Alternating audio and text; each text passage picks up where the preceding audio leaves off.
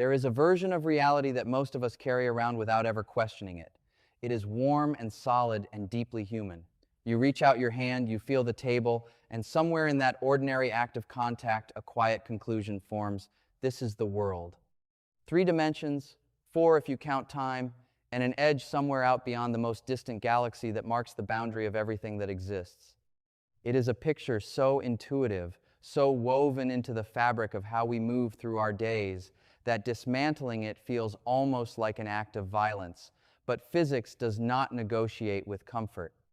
And what the mathematics of the universe has been whispering for decades now is something so vast, so structurally alien, so absolutely indifferent to our desire for simplicity, that sitting with it quietly for even a moment has the capacity to permanently reorganize how you understand the word everything. The Large Hadron Collider, buried beneath the Franco-Swiss border, is frequently described as the most powerful microscope ever constructed by human hands. That description is technically defensible and profoundly misleading.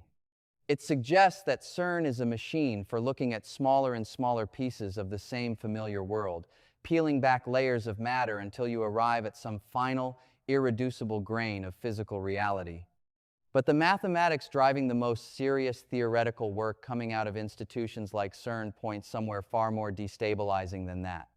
The physicists who spend their lives buried in the equations of string theory and extra-dimensional models are not trying to find the last small piece of our world.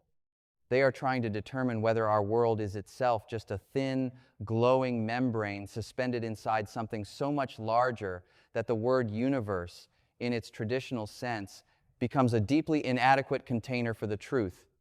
Imagine a piece of glass, not metaphorically, physically, a vast, 2-dimensional sheet of glass, luminous from within, suspended in the center of a cathedral so large it has no walls you can perceive, no ceiling your eye could ever reach, no floor that registers any light.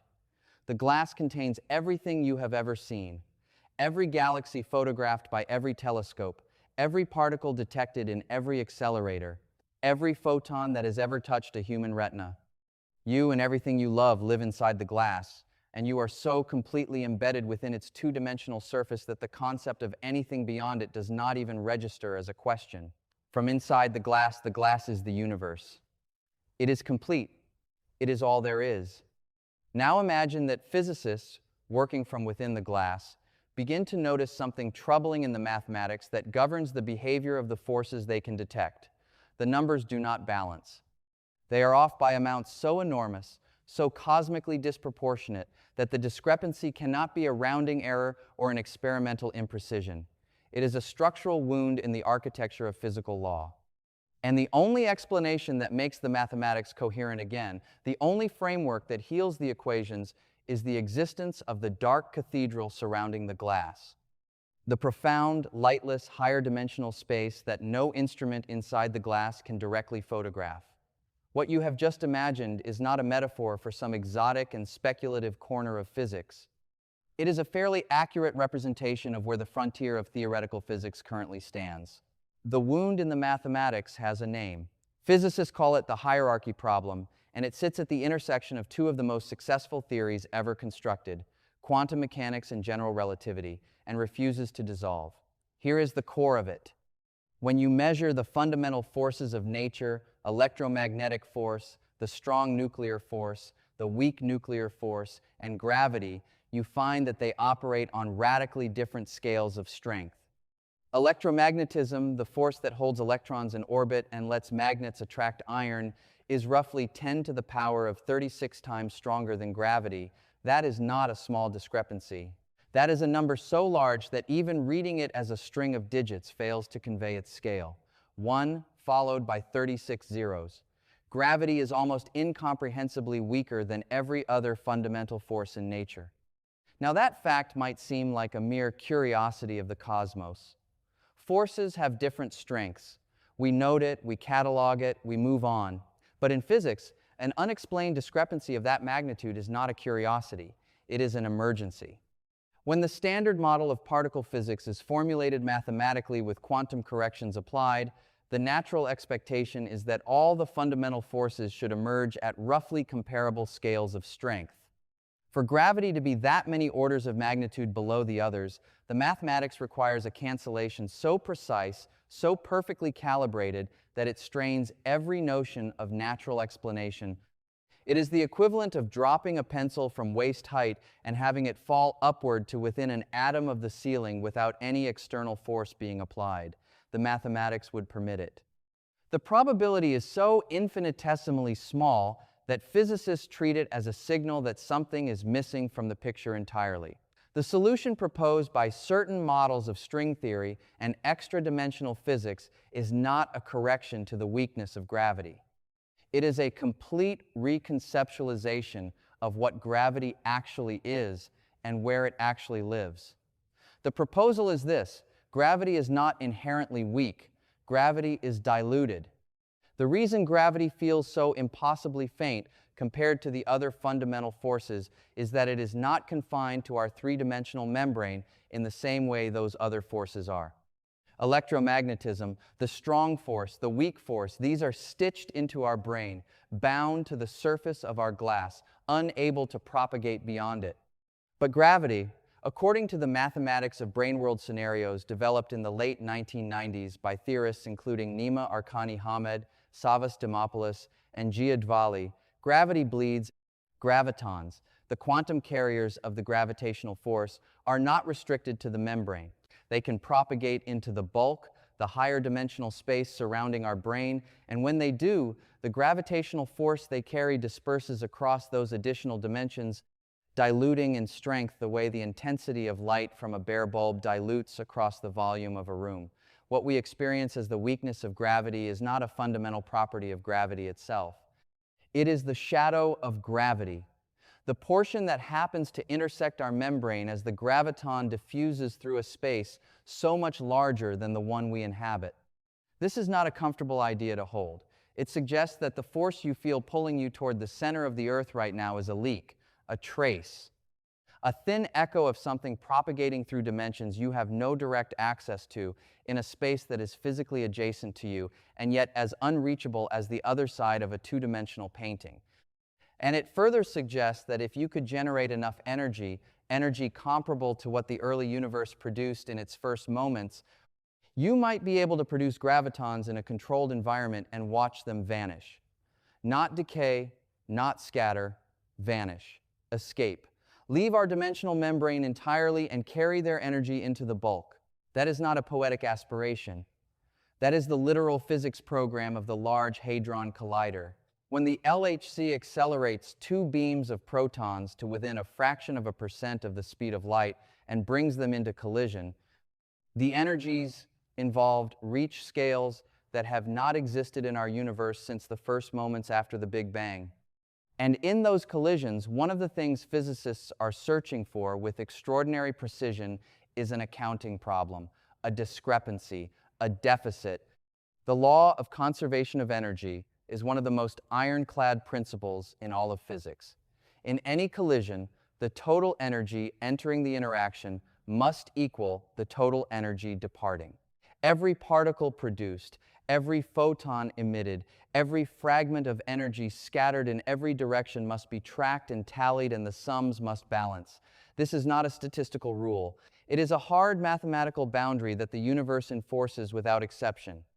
And so physicists at CERN run the accounting after each collision. They add up every signature detected by the layers of their instruments. The Atlas detector and the CMS detector are machines of extraordinary complexity, designed to capture the signatures of every particle that the standard model produces in proton collisions. Electrons, muons, quarks fragmenting into jets, photons, neutrinos, whose presence can be inferred from the gap they leave. Everything is cataloged. And in the overwhelming majority of collisions, the books balance. The energy in matches the energy out. Physics is confirmed. But the question driving the extra-dimensional search is what happens if they find a collision where the balance is systematically wrong, where a portion of the energy is simply not there, not deposited in any detector in any form, not carried away by a known particle that simply escaped measurement, but genuinely, mathematically absent in a way that cannot be explained by any particle or process within the standard model. That missing energy, if it were ever conclusively observed with the right statistical signature, would be one of the most profound measurements in the history of science. Because the only explanation consistent with conservation of energy and inconsistent with all known standard model physics would be that a particle carried that energy out of our dimensional membrane entirely. A graviton, born in the violence of a proton collision at sufficient energy to decouple from our brain, propagating into the higher dimensional bulk and carrying with it a quantity of energy that our instruments can never follow. The absence would be the evidence. The void in the accounting would be the signal. We would not see the extra dimension. We would see the hole it leaves behind when something falls into it. There is a third thread in this architecture that does not involve the LHC directly, but which connects the hierarchy problem and braneworld physics to one of the most disturbing open questions in all of modern cosmology. When astronomers map the motion of galaxies, when they trace the rotation curves of individual spiral systems, when they model the large-scale structure of the universe and the way matter clusters across hundreds of millions of light years, they find that the visible matter, every star, every gas cloud, every planet and asteroid and photon accounts for only about 15% of the mass the gravitational math demands. The remaining 85% is invisible. It produces no light, emits no radiation detectable by any instrument, interacts with ordinary matter through no known force except gravity.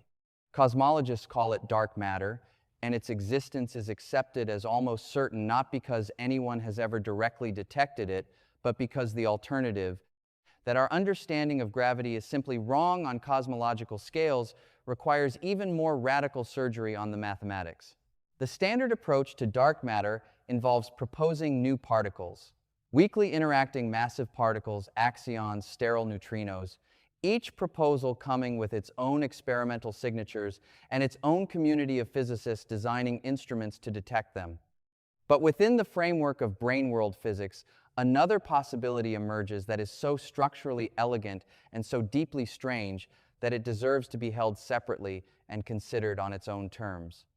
What if dark matter is not a new type of particle living in our membrane at all? What if dark matter is ordinary matter?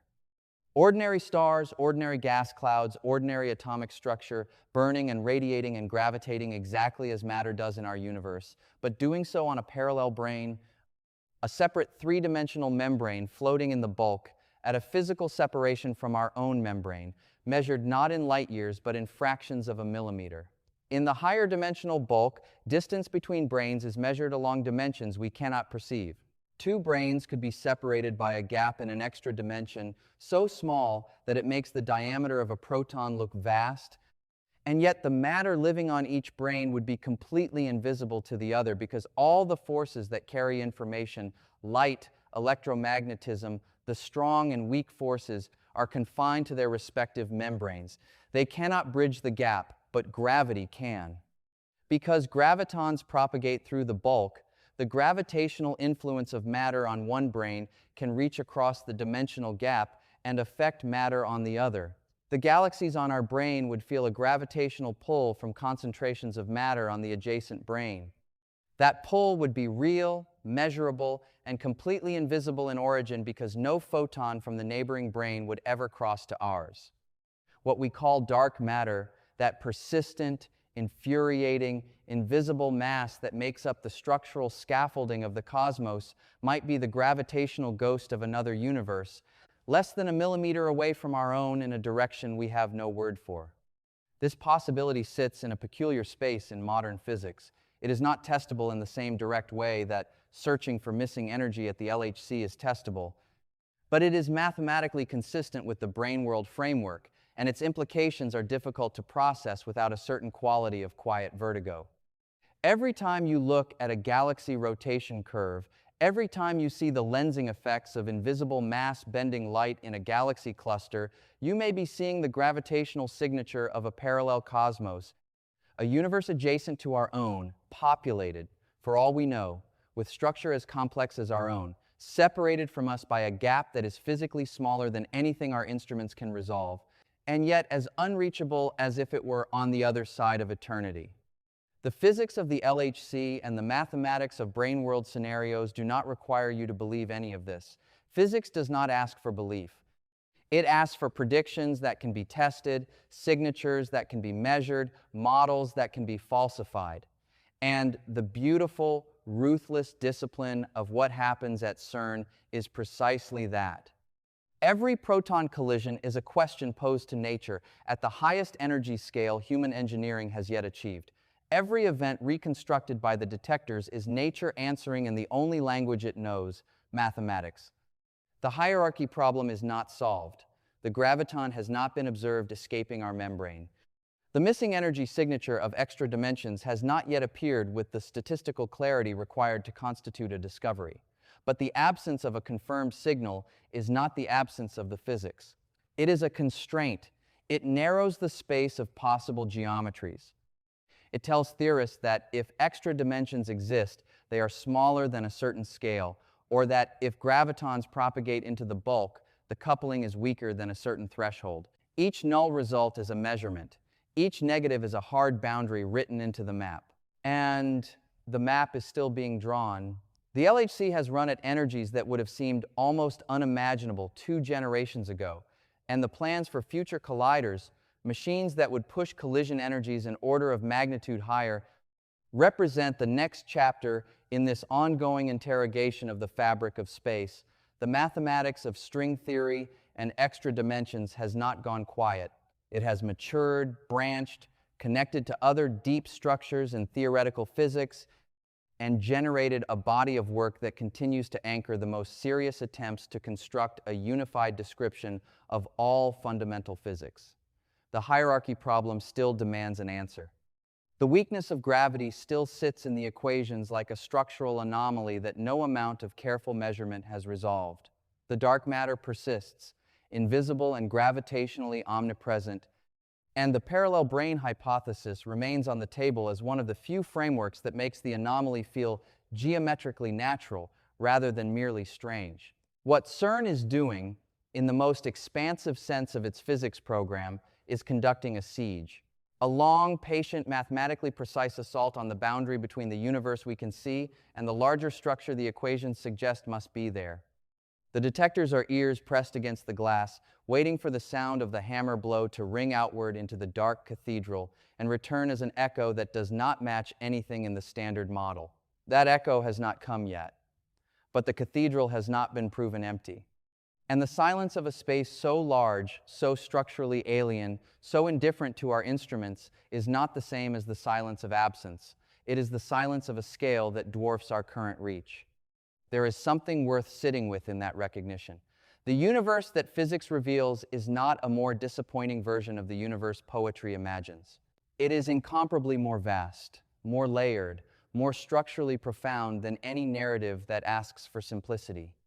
The possibility that gravity is a dimensional leak, that dark matter is the gravitational shadow of a parallel cosmos, that the walls of our reality are not walls at all but open membranes in a higher dimensional architecture, these are not consolations dressed up as science. They are the raw conclusions of some of the most rigorous mathematics the human mind has produced. And the discipline required to take those conclusions seriously, to follow the equations into the dark even when the experiments have not yet confirmed what the mathematics suggests, that is not a retreat from the hard truth of the physical world. It is the most demanding form of intellectual courage available to a species embedded in a thin membrane, reaching with its mathematics into dimensions it cannot see, toward a reality it has not yet touched but can already, in the language of physics, begin to hear.